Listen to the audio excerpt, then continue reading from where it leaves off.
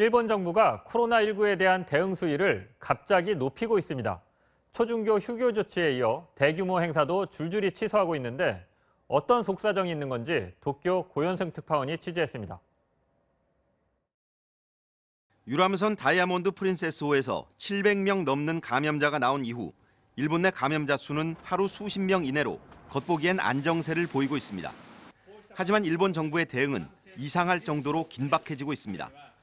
25일엔 대규모 행사에 손 씻기 권장 같은 정보만 제공한다더니 다음 날의 행사 중지와 연기를 요청했고 갑자기 전국 초중고교에 대한 휴교를 결정했습니다.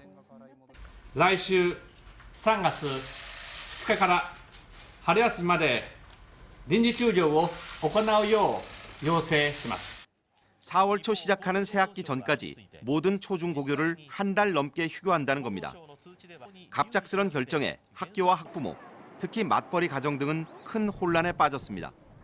生徒がコロナにかかってなくても休校になってるっていうのは、想定外ではあったな。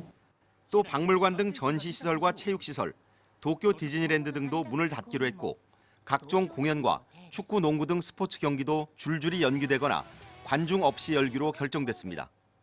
더욱 이상한 건 일본 정부는 하루 3,800건을 검사할 수 있다고 발표했는데 실제로는 하루 900건 정도만 검사하고 있습니다.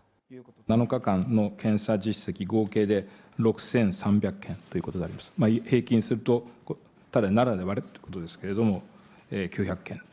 덜 검사하니 감염자도 덜 나오는 상황인데 실제로 일선 병원과 보건소에선 의심 증상이 있는데도 검사를 안 해줘 검사 난민이라는 말까지 나돌고 있습니다.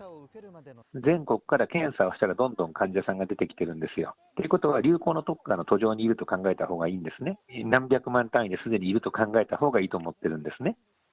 자칫 대대적으로 검사를 시작했다가 환자가 속출할 경우 안 그래도 우려가 나오는 도쿄올림픽 개최에 나쁜 영향을 미칠 수도 있다는 우려가 많습니다. 이런 분위기 속에 일본 공조직 곳곳에서 윗사람 생각을 헤아려 행동하는 이른바 손탁구가 작동했고 방역 당국이 제대로 대처하지 못하고 있다는 비판이 공공연히 나오고 있습니다. 도쿄에서 MBC 뉴스 고현승입니다.